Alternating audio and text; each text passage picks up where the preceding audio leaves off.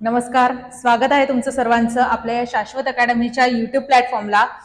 तर आज आपण पेपर क्रमांक 2 टीईटी 10 नोव्हेंबर रोजी झालेल्या पेपर क्रमांक 2 मधल्या आपण मराठी व्याकरण या विषयाचे आता आपण जे प्रश्न आहेत त्यांची अतिसंभाव्य उत्तरं इथे डिस्कस करणार आहोत.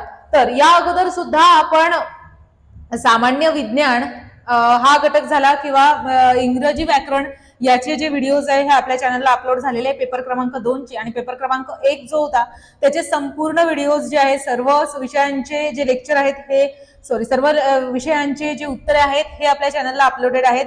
याची संपूर्ण याची प्लेलिस्ट मी तुम्हाला आय बटनला देते आहे. सोबतच तुम्हाला डिस्क्रिप्शन बॉक्सलाही प्लेलिस्ट अवेलेबल आहे, तर तिथूनही तुम्ही ती प्लेलिस्ट जी आहे ती तिथे सर्च करू शकता. म्हणजे आय बटनला सुद्धा तुम्हाला तिथे ती प्लेलिस्ट जी आहे ही मिळून जाणार आहे. तर लगेच आपण मराठी व्याकरणच्या उत्तरांकडे इथे जाणार आहोत. बघा, मराठी व्याकरणचे इथे सगळ्यात पहिलं जे प्रश्नामध्ये आपल्याला इथे पॅराग्राफ दिलेला दिसतोय.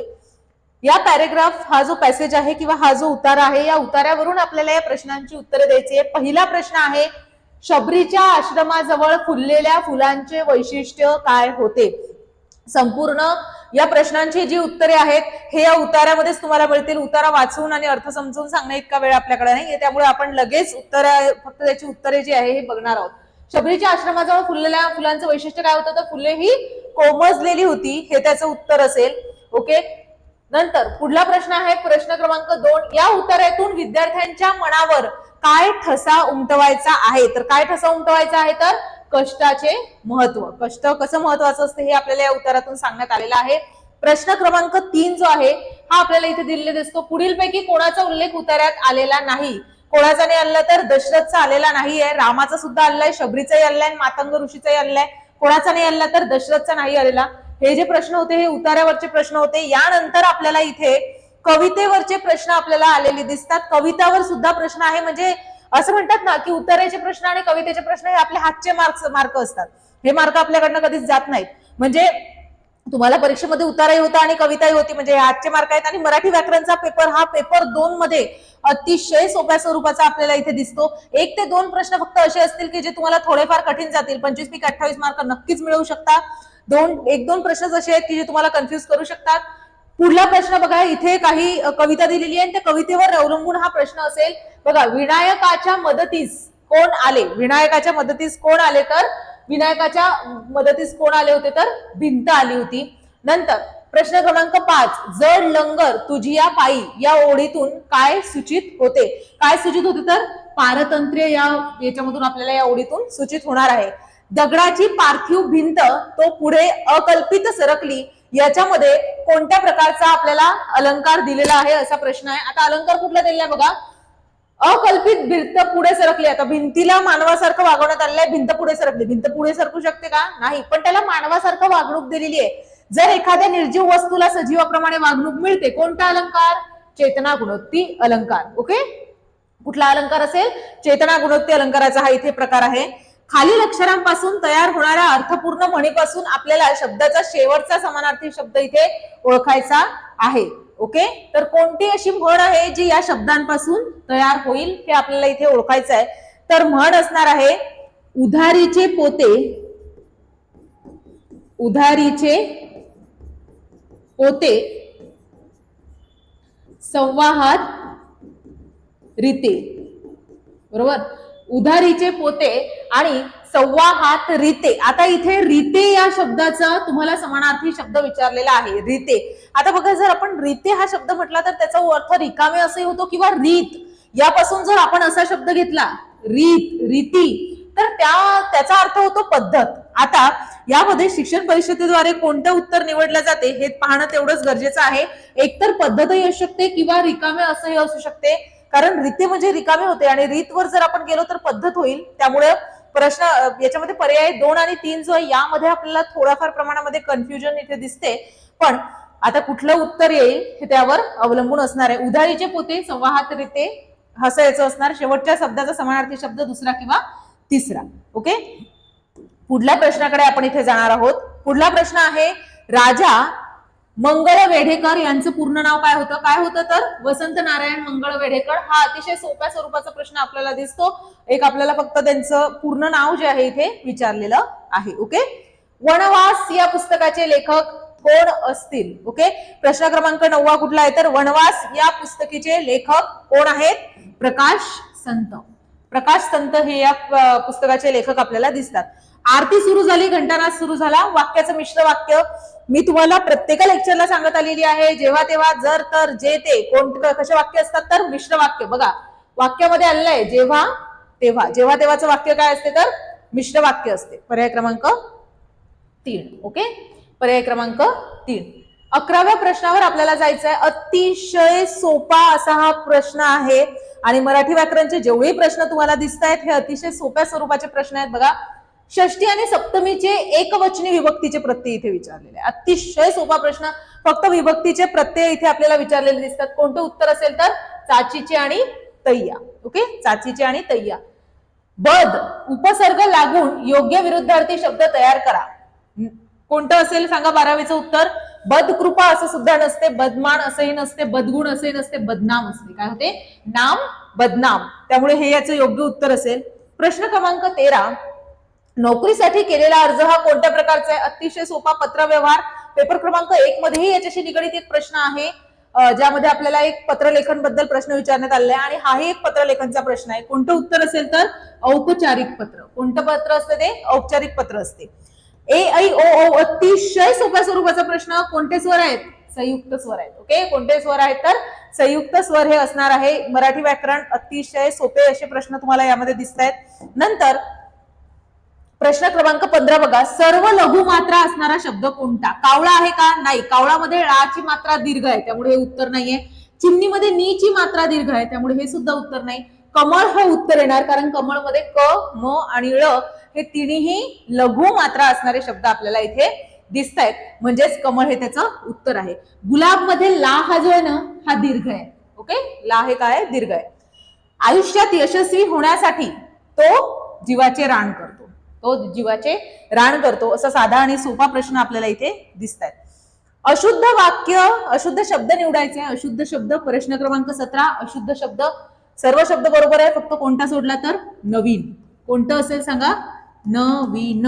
नवीन हा त्याचं जे आहे हे उत्तर असणार आहे. नवीनला कोणती विलांटी असते तर दुसरी विलांटी इथे असणार आहे. प्रश्न क्रमांक 18. पुढीलपैकी वचन नियमानुसार गटात न बसणारा शब्द. वचन नियमानुसार गटात न बसणारा शब्द कोणता? बघा नदीचं अनेक वचन काय होते? नद्या. बीचं काय होते रे? बिया. काठीचं काय होते? काठ्या. पण पाखरूचं काय होते? पाखरे. पाखरूचं काय होते? पाखरे. तर आपला विसंगत पर्याय कोणता आहे? वेगळा पर्याय कोणता आहे तर पाखरू. ओके. या सगळ्यांमध्ये य लागतो पण याचा य लागणार नाही त्यामुळे पर्याय क्रमांक 4 हे याचं उत्तर असेल. 19वा प्रश्न. सूर्य उगवला हे कोणत्या प्रयोगाचे उदाहरण आहे? ओके. कर्ता आणि कर्म ओळखा सरळ सरळ. उगवणारा कोण आहे? सूर्य. उगवण्याची क्रिया कोणावर होत आहे? सूर्यावरच होत आहे. म्हणजे आणि सूर्य हा वाक्याचा कर्ता आहे. कर्ता कोणत्या विभक्तीत आहे? प्रथमा. कर्ता प्रथमेत कोणता प्रयोग आहे? अकर्मक कर्तरी प्रयोग. कोणता प्रयोग आहे? अकर्मक कर्तरी प्रयोग. कारण कर्म नाही आहे आणि कर्ता कोणत्या विभक्तीत आहे? प्रथमा विभक्तीत असणार आहे. ओके. त्यामुळे कोणता आहे तो? अकर्मक कर्तरी प्रयोग. ओके. वाक्यातील विघटन होऊ न शकणारी सर्वात लहान अर्थवाहक रचना म्हणजे काय? ज्याचं विघटन होऊ शकत नाही. समजा आपण जर असं लिहिलं राम आंबा खातो. राम आंबा खातो. आता एक लक्षात घ्या. राम आंबा खातो याचं जर आपण विघटन केलं, विघटन म्हणजेच ब्रेकडाऊन, विभाजन. तर आपण जर याचं विभाजन केलं तर राम वेगळं निघेल, आंबा वेगळं निघेल आणि खातो वेगळं निघेल. पण त्याचं पुन्हा आपण विभाजन करू शकत नाही. म्हणजे राम हे विभाजन झालं, आंबा हे विभाजन झालं, खातो हे विभाजन झालं. बरोबर. आणि वाक्यातील शब्दांना काय म्हणत असतो आपण? पद म्हणणार. पदांचं विभाजन नाही होणार. शब्दांचं विभाजन आपल्याला करता येणार नाहीये. म्हणून काय असेल याचं उत्तर? पद. विघटन होऊ न शकणारी. म्हणजे मग राम या शब्दाचं विघटन होऊ शकते का? नाही. फक्त राम, आंबा आणि खातो या शब्दांचंच एकमेकांसोबत विघटन होऊ शकते. ओके. येस. तर पद हे जे आहे याचं उत्तर असेल. दोन शब्द जोडताना तसेच ओळीच्या शेवटी शब्द अपुरा राहिल्यास कोणतं विरामचिन्ह वापरतात? दोन शब्द जोडताना समजले. दोन शब्द जोडण्यासाठी काय वापरतो रे आपण? संयोग चिन्ह. बरोबर. दोन शब्द जोडण्यासाठी काय वापरणार आपण? संयोग चिन्ह. पुढला प्रश्न बघा.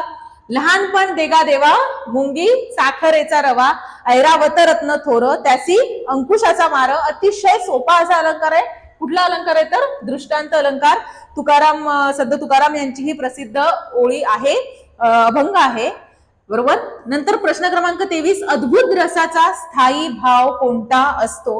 हा नक्कीच तुम्हाला टॅकल करण्यासाठी कठीण स्वरूपाचा थोडासा प्रश्न असेल, पण ज्यांना माहिती आहे रस त्यांना माहिती आहे विस्मय.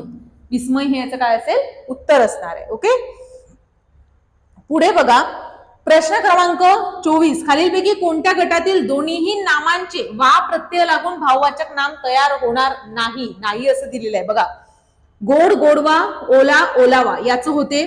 ओला ओलावा, गार गारवा, गार गारवा, गोड गोडवा. कशाचं होत नाही तर मनुष्याचं नाही होत. मनुष्याचं मनुष्यत्व आणि गोडवा. बरोबर.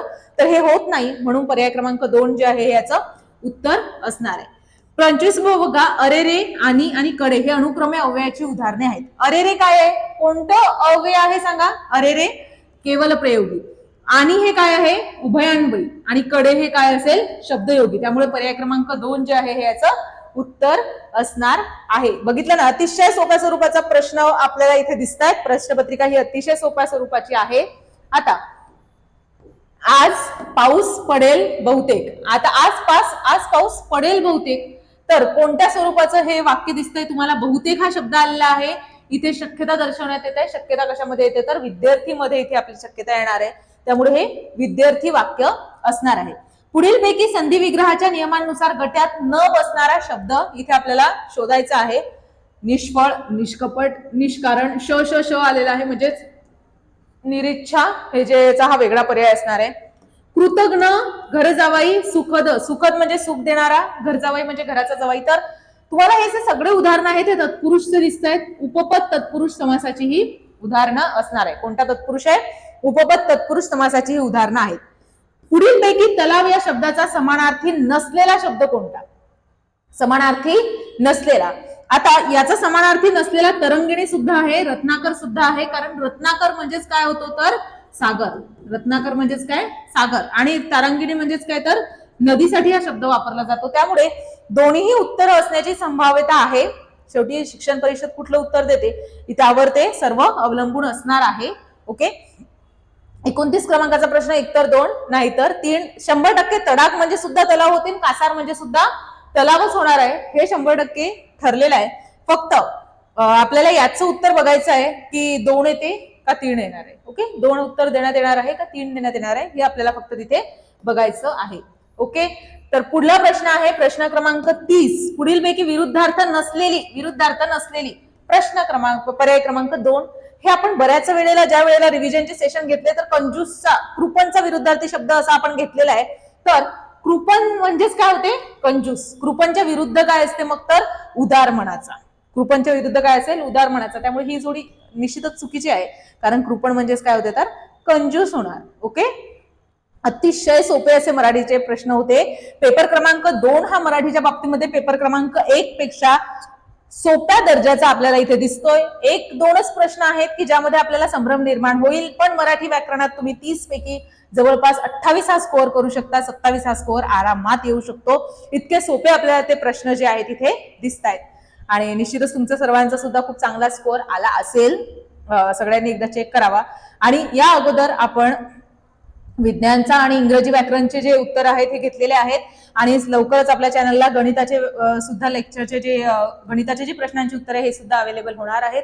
तर सोबतच तुम्हाला इतर प्रश्नांची सुद्धा उत्तरे बघायची असतील तर आपल्या चॅनलला सबस्क्राईब करा. नोटिफाय होऊन जाईल, तुम्हाला नोटिफिकेशन येतील. आणि सोबतच डिस्क्रिप्शन बॉक्समध्ये मी प्लेलिस्ट दिलेली आहे ज्यामध्ये पेपर क्रमांक 1 चे सुद्धा उत्तरं तुम्हाला दिसणार आहेत आणि पेपर क्रमांक 2 चे सुद्धा उत्तरे आहेत. टॉपिक वाईज उत्तरे जे आहे आपण घेतलेली आहे वेगवेगळ्या सेशनद्वारे. आणि त्यासाठी तुम्हाला चॅनलला सबस्क्राईब करायचं आहे.